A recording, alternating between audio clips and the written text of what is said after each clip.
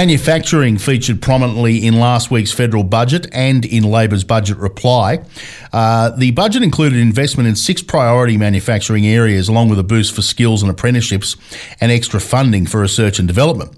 So, will this be enough to boost Australian manufacturing and in turn help the nation's economy out of recession? To talk about this, Steve Eagle is the co-founder of How to Buy Australian Made, and he's become a bit of a regular on the program now. G'day, Steve.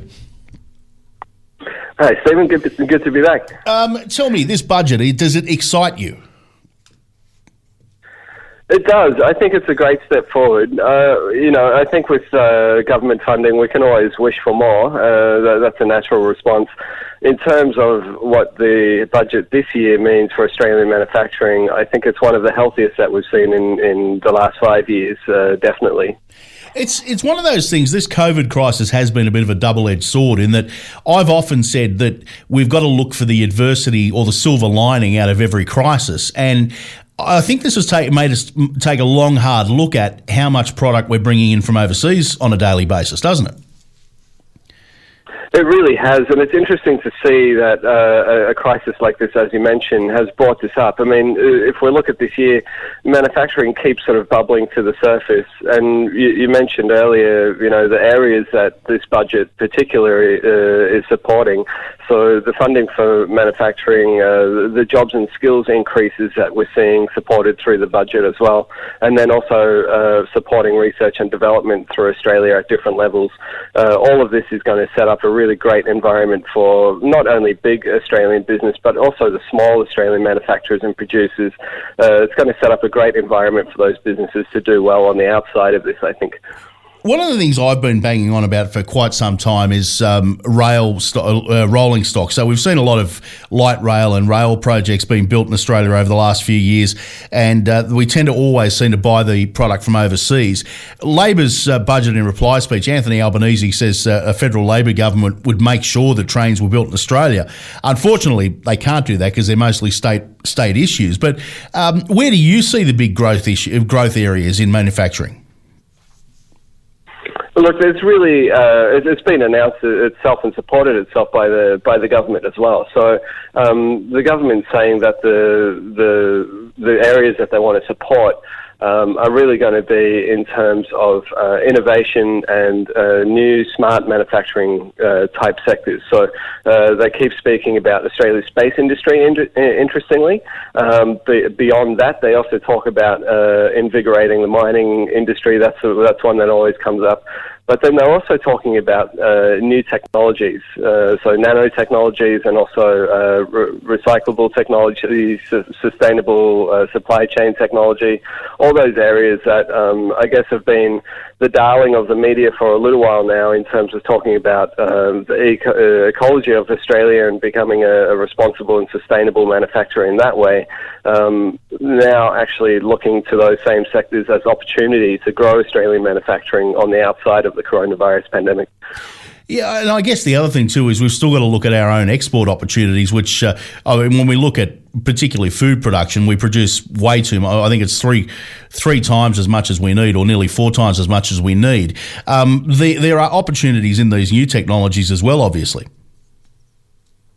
Right on our doorstep. It's a fantastic opportunity for Australian manufacturers and producers to become exporters. If you look at the global population, you can sort of draw a circle around Southeast Asia and China and that sort of area of Asia. 51% of the world's population live in that area. So that's right on Australia's doorstep, and given the fantastic quality reputation that Australian producers have, it would be silly not to take advantage of that. And indeed, we already see the consumer market working in that way. A lot of Asian countries really respect and desire Australian product. It often fetches premium prices in the Asian markets. It's viewed as a premium quality product if it's got the Made in Australia stamp on it. So these sort of things, tell the story in their own way about how desirable and affordable Australian products are in the Asian premium markets. I think that's something that Australia can really take hold of.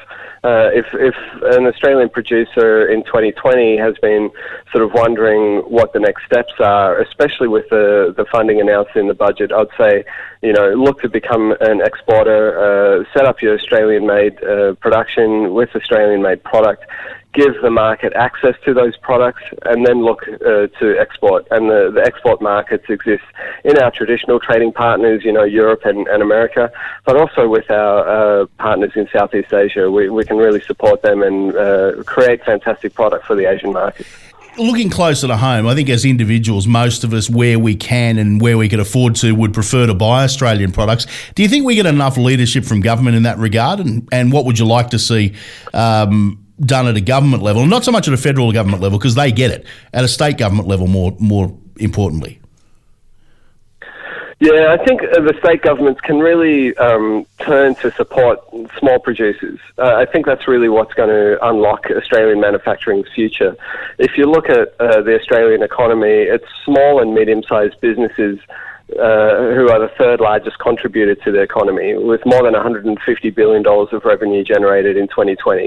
These are producers who support then micro businesses and small online businesses. So we're talking about Amazon shops or eBay sellers, Shopify stores, giving those business owners, those retailers, access to Australian manufacturing in the right way, in an environment where they are supported and funded, where the local governments at the state level and the council level incentivize those small businesses and those small producers to perform well.